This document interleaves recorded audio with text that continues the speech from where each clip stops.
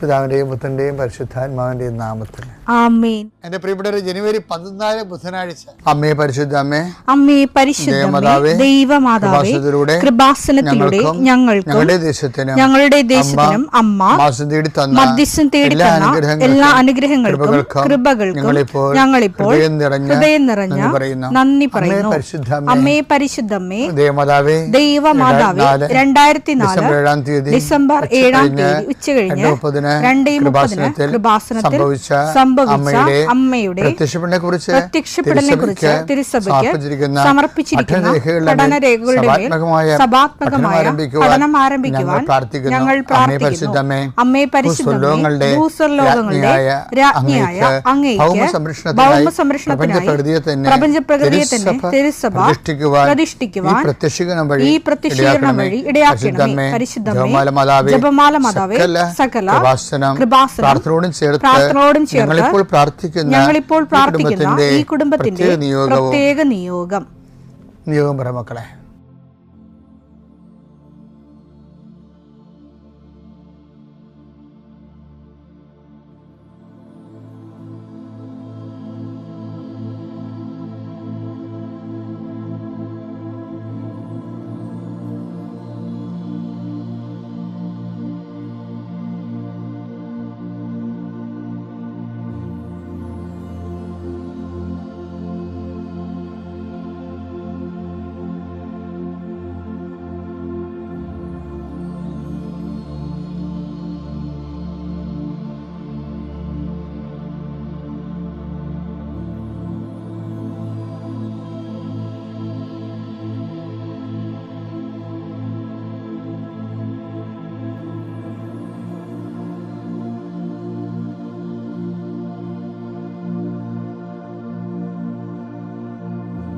അമ്മയുടെ പ്രത്യക്ഷീകരണത്തിന്റെ ഈ അനുഗ്രഹവേളയിൽ ഞങ്ങൾക്ക് സാധിച്ചു തരുവാൻ കനിയണമേ. ആമേൻ. വിശ്വാസ പ്രമാണം.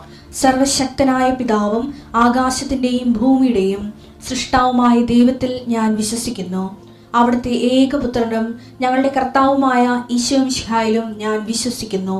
ഈ പുത്രൻ പരിശുദ്ധാത്മാവിനാൽ ഗർഭസ്ഥനായി കന്യകാമറിയത്തിൽ നിന്ന് പിറന്ന് പൊന്തിയോസ് പീലാത്തോസിന്റെ കാലത്ത് പീഡകൾ സഹിച്ച് കുരിശിൽ തറയ്ക്കപ്പെട്ട് മരിച്ച് അടക്കപ്പെട്ട് പാതാളങ്ങളിൽ ഇറങ്ങി മരിച്ചവരുടെ ഇടയിൽ നിന്ന് 3-ാം നാൾ ഉയർത്ത് സ്വർഗത്തിലേക്ക് എഴുന്നള്ളി സർവശക്തിയുള്ള പിതാവായ ദൈവത്തിന്റെ വലതുഭാഗത്തിരിക്കുന്നു. അവിടെ നിന്ന് ജീവിക്കുന്നവരെയും മരിച്ചവരെയും വിധിക്കുവാൻ വരുമെന്നും ഞാൻ വിശ്വസിക്കുന്നു. പരിശുദ്ധാത്മാവിലും ഞാൻ വിശ്വസിക്കുന്നു.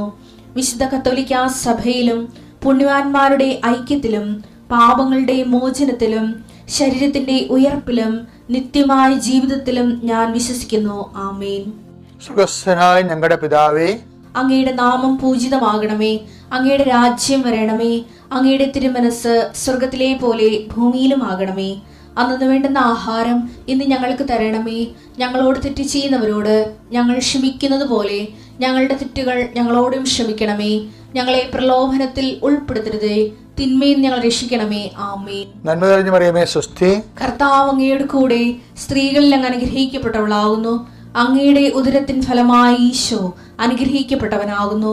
പരിശുദ്ധ മറിയമേ, തമ്പുരാന്റെ അമ്മേ, പാപികളായ ഞങ്ങൾക്ക് വേണ്ടി ഇപ്പോഴും ഞങ്ങളുടെ മരണസമയത്തും തമ്പുരാനോട് അപേക്ഷിക്കണമേ. ആമേൻ. കർത്താവേ, നിന്റെ ഉന്നതമായ നാമത്തിന് സ്വസ്ഥം ചെയ്യുന്നു. കർത്താവേ, നിന്റെ വിശുദ്ധ പൗരോഹിത്യത്തെ മഹത്വപ്പെടുത്തണമേ. കർത്താവേ, സഭയിലുള്ള സാന്നിധ്യം പ്രകടമാക്കണമേ. 40 വർഷം ഞാൻ അർപ്പിച്ച കൃപാന്റെ യുഗതിയാണ്.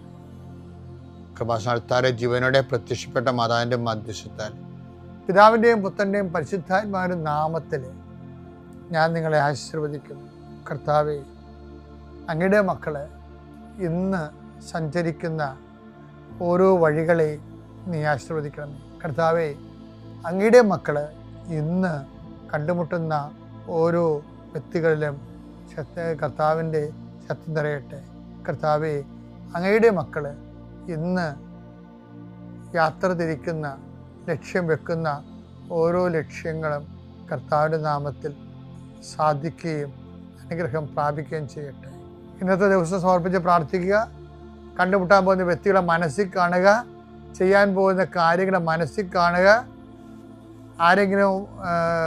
ആരുടെയെങ്കിലും തരത്തിലുള്ള നീരസമോ സങ്കടമോ അല്ലെങ്കിൽ ആരെങ്കിലും ഒരു ഭയമോ എന്തെങ്കിലും വിഷയങ്ങളുണ്ടെങ്കിൽ ആ മേഖലകളിലെല്ലാം പരിശുദ്ധമ്മ തൻ്റെ നീല മേലങ്കിയാൽ അങ്ങോട്ട് മക്കളെ പൊതിഞ്ഞ് പിടിക്കട്ടെ എന്ന് പ്രാർത്ഥിക്കുന്ന. ഇന്നത്തെ എല്ലാ ഉത്തരവാദിത്തങ്ങളും നിറവേറ്റിക്കൊണ്ട് നിങ്ങൾ രാത്രി തിരിച്ചു വരുമ്പോഴേ സമാധാനം നിങ്ങളുടെ ഹൃദയത്തിൽ ഉണ്ടാകാൻ ഇടയാക്കട്ടെ എന്ന് പ്രാർത്ഥിക്കുന്നു.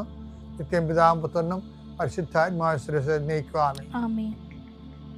ഏറ്റവും പ്രിയപ്പെട്ട സഹോദരങ്ങളെ, വചനത്തിൻ്റെ ഓൺലൈൻ റീഡിങ്, ഓൺലൈൻ ട്രാൻസ്ലേഷൻ, വചനത്തിൻ്റെ ഓൺലൈനായിട്ടുള്ള വായനയും തർജ്ജിമയും പ്രാപിക്കുന്നതിന് വേണ്ടിയുള്ള ദൈവാനുഭവ മുന്നേറ്റങ്ങളാണ്.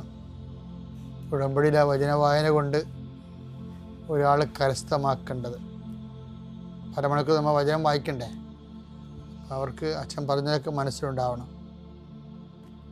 അതിലൊന്ന്, നിൻ്റെ കർത്താവ് ദൈവം ഞാനാകുന്നു. അപ്പം അതിനൊരു പേർ വേർഡുണ്ടാകും. എപ്പോഴും ഒരു ഷാഡോ വേർഡുണ്ട്. ഞാൻ ഷാഡോ വേർഡെന്നാണ് പറയണത്. ഷാഡോ വേർഡെന്ന് പറഞ്ഞു കഴിഞ്ഞാൽ അത് വസ്തു നിഴലും പോലെ ആണെങ്കിലും നിഴൽ ചിലപ്പോൾ വസ്തുവായിട്ട് മാറും. അത് ഒരു കൺവേർഷൻ വായിക്കുമ്പോൾ ഒരു വസ്തുവിനെല്ലാം നിഴലുണ്ടാകുമല്ലോ. അവിടെ ഇതിനൊക്കെ നിഴലുണ്ട്. അപ്പം നിഴൽ കൺവേർട്ട് ചെയ്ത് വസ്തുവായിട്ട് മാറും. അപ്പോൾ വസ്തു വേറെ നിഴലായിട്ട് പോകത്തില്ല. അത് അതേപോലെ തന്നെ നിന്നിട്ടുണ്ട്. വേറെ അതിൻ്റെ അന്തർലീനമായിട്ട് പോകുന്ന ദൈവത്തിൻ്റെ മനസ്സ് വെളിപ്പെടുത്തും. ഇപ്പം എന്താ വചനം? പുറപ്പാട് 22 വായിച്ചു. അടിമത്തത്തിന്റെ ഭവനമായ ഈജിപ്തിൽ നിന്ന് നിന്നെ പുറത്തു കൊണ്ടുവന്ന ഞാനാണ് നിന്റെ ദൈവമായ കർത്താവ്.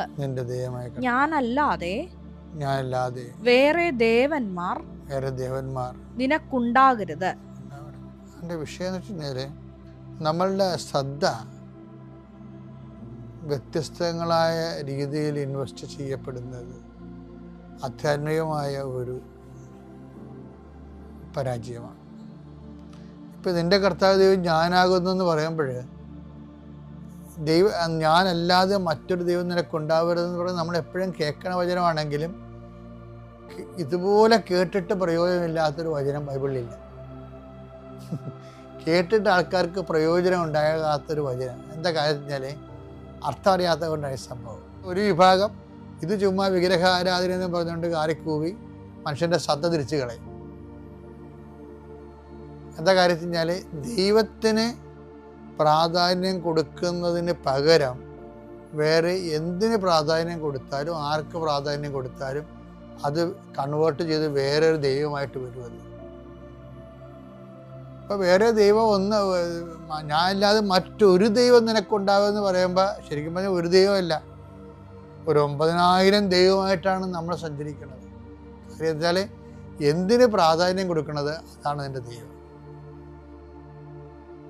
എന്തിന് പ്രാധാന്യം കൊടുക്കുന്നുവോ അതാണ് നമ്മുടെ ദൈവം. അതായത് ദൈവത്തിൻ്റെ പണ്ട് പോലെ എനിക്ക് ഇത്രയും നാൾ മനസ്സിലാക്കണം. എങ്ങനെ അറിയാം? നമുക്ക് ഏറ്റവും കൂടുതൽ പ്രയാസമാണ് ദൈവത്തിൻ്റെ കൂടെ നടക്കാൻ. അത് ഞാൻ പറയണതല്ല, എൻ്റെ കുഞ്ഞുങ്ങളെ എന്ത് പ്രയാസമാണെന്നോ. മർക്കോസ് 10:24. അവന്റെ വാക്ക് കേട്ട ശിഷ്യന്മാർ വിസ്മയിച്ചു. യേശു വീണ്ടും അവരോട് പറഞ്ഞു, മക്കളെ, എൻ്റെ കുഞ്ഞുങ്ങളെ, ദൈവരാജ്യത്തിൽ പ്രവേശിക്കുക എത്ര പ്രയാസം.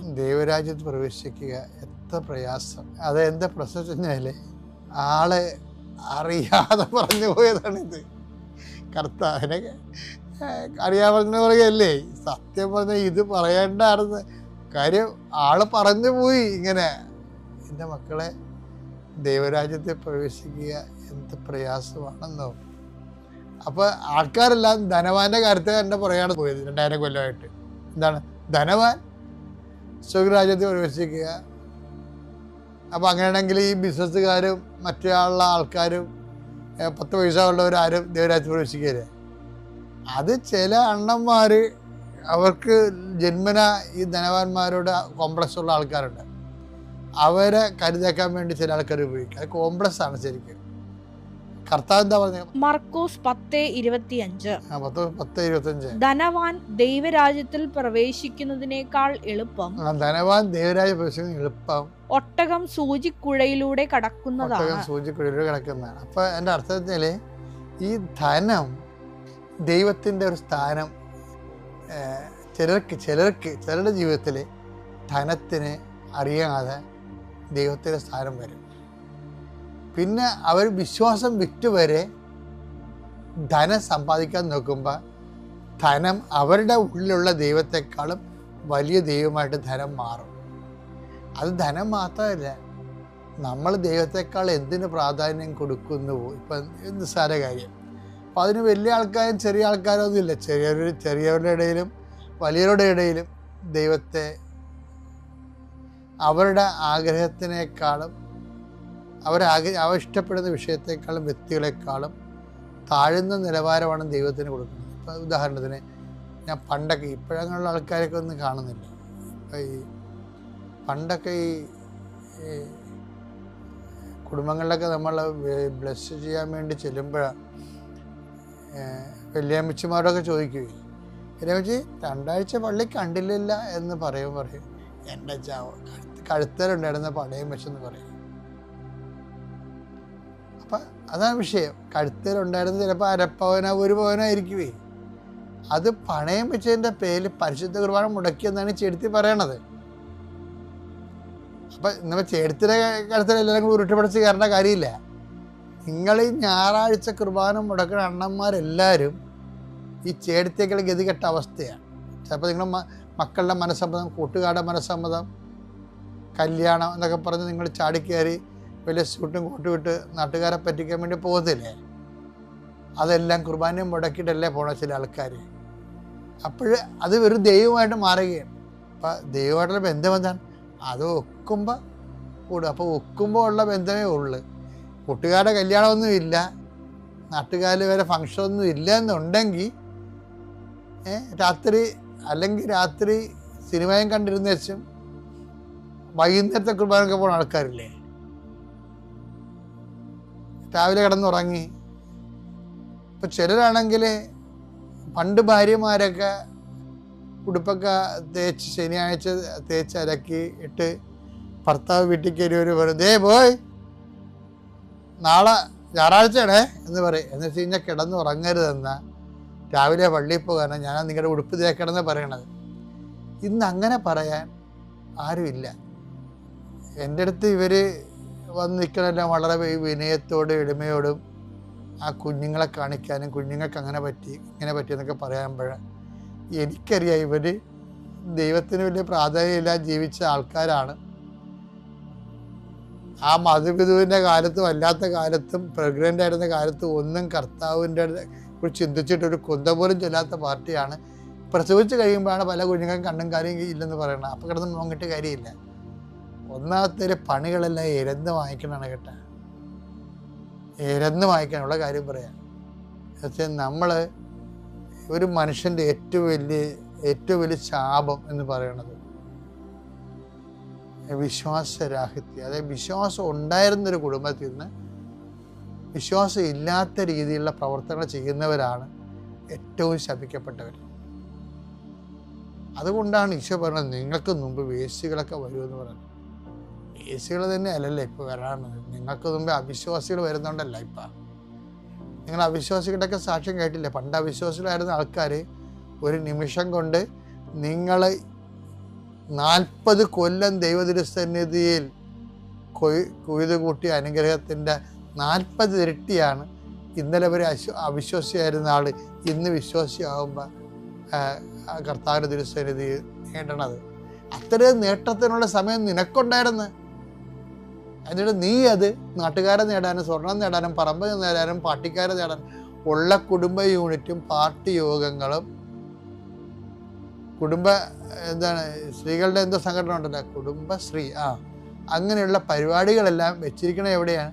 രാവിലെ കുർബാന സമയത്താണ്. അവിടെ ക്രിസ്ത്യാനികളെ ഹാജർ ഉണ്ടാകാതിരിക്കാൻ വേണ്ടി തന്നെ ചിലർ നിരീശ്വരവാദമുള്ളവരും അല്ലാത്തവരും നമ്മളെ അതിൽ നിന്നും മാറ്റണമുണ്ട്. ബോധപൂർവ്വം മാറ്റുന്നവരുണ്ട്. ഇതേ സാക്ഷി നിങ്ങൾ കേട്ടാൽ മനസ്സിലാവും.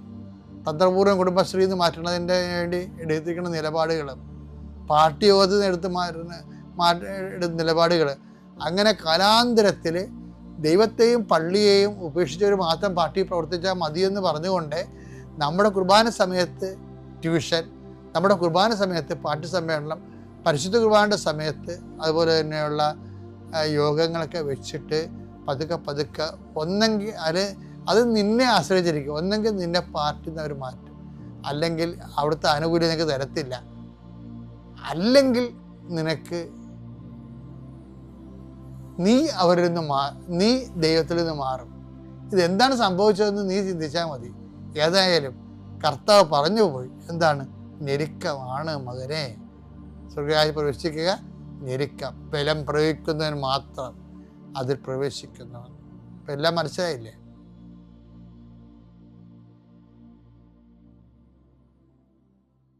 അത്യപൂർവ ദൈവാനുഭവങ്ങൾ ഇനി നിങ്ങൾക്കും സ്വന്തം. ഈ യൂട്യൂബ് ചാനൽ ഇതുവരെ സബ്സ്ക്രൈബ് ചെയ്തിട്ടില്ലെങ്കിൽ ഇപ്പോൾ തന്നെ സബ്സ്ക്രൈബ് ചെയ്യുക. ഈ വീഡിയോ ഇപ്പോൾ തന്നെ നിങ്ങളുടെ സുഹൃത്തുക്കൾക്ക് ഷെയർ ചെയ്തുകൊണ്ട് കർത്താവിൻ്റെ പ്രേക്ഷിതരാകുക.